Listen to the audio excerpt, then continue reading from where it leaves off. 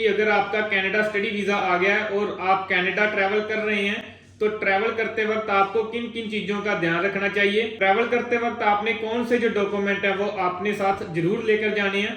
तो स्टार्ट करते हैं आज की ये वीडियो।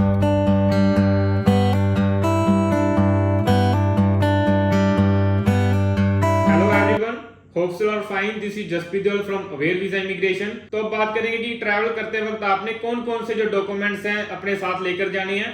सबसे पहले आपके पास अपना वैलिड ऑफर लेटर होना चाहिए। साथ ही साथ आपके पास जीआईसी रिसिप्ट होनी चाहिए। जिस भी बैंक में आपने अपनी जीआईसी डिपॉजिट करवाई है उस बैंक से आपको वो जीआईसी रिसिप्ट मिली होती है।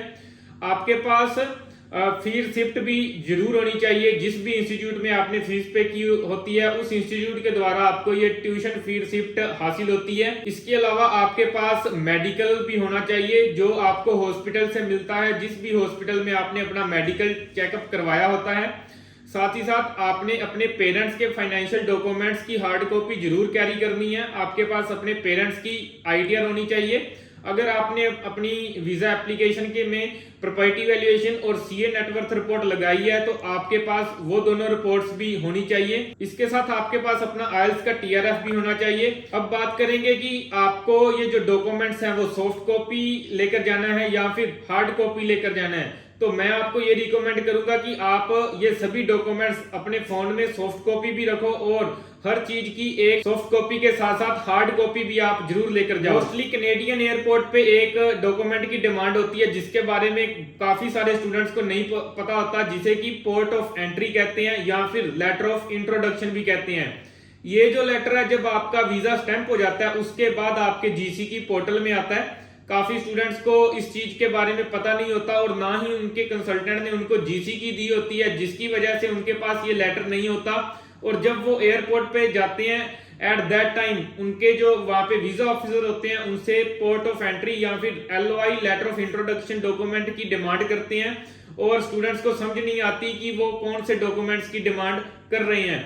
अगर आप ये डॉक्यूमेंट को अपने साथ कैरी नहीं करते और अगर आप वीजा ऑफिसर के मांगने पे भी उसको ये डॉक्यूमेंट वहां पे उपलब्ध नहीं करवा पाते तो इस कंडीशन में वीजा ऑफिसर के हाथ में ये चीज है कि वो आपको वहां से वापस भी भेज सकता है। आपके पासपोर्ट के ऊपर जो भी वीजा स्टैंप हुआ है वो सिर्फ इस चीज के लिए है कि आप यहां से कनाडा ट्रैवल कर सकते हैं।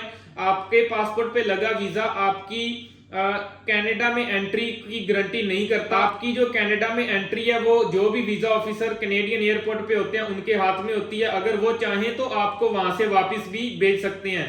तो आपने ये गलती नहीं करनी और आपने अपने साथ पोर्ट ऑफ एंट्री जो डॉक्यूमेंट है उसको जरूर कैरी करना है। दोबारा से मैं बताना चाहूंगा कि पोर्ट ऑफ एंट्री और लेटर ऑफ इंट्रोडक्शन दोनों एक ही डॉक्यूमेंट है और एक ही डॉक्यूमेंट के दो नाम है। तो आपने कंफ्यूज नहीं होना और इस डॉक्यूमेंट को अपने साथ लेकर जाना है। अगर सबसे मोस्ट इंपोर्टेंट डॉक्यूमेंट की बात करें तो वो यही डॉक्यूमेंट है जो आपके साथ होना मैंडेटरी है। अब बात करेंगे कि वीजा ऑफिसर आपको वहां पे किस तरह के क्वेश्चंस पूछ सकते हैं। तो ये वीजा ऑफिसर पे डिपेंड करता है। हर स्टूडेंट से क्वेश्चंस नहीं पूछे जाते। कई बार ऐसी भी सिचुएशन होती है कि एक भी क्वेश्चन पूछे बिना भी स्टूडेंट्स कनाडा में एंटर कर जाते हैं, लेकिन कई बार ऐसे होता है कि वीजा ऑफिसर काफी क्वेश्चंस हैं वो पूछते हैं। तो आपको अपने कोर्स के बारे में, अपने कोर्स के कंटेंट के बारे में और आपके कोर्स के फ्यूचर आउटकम के बारे में पता होना चाहिए। साथ ही साथ आपको अपने इंस्टीट्यूट के एड्रेस के बारे में भी पता होना चाहिए। इसके अलावा आपको ये भी पता होना चाहिए कि कौन आपको स्पॉन्सर कर रहे हैं। लाइक अगर आपने अपने पेरेंट्स की आईटीआर वीजा एप्लीकेशन में लगाई है तो आपको पता होना चाहिए कि आपके पेरेंट्स आपको फाइनेंशियली सपोर्ट कर रहे हैं।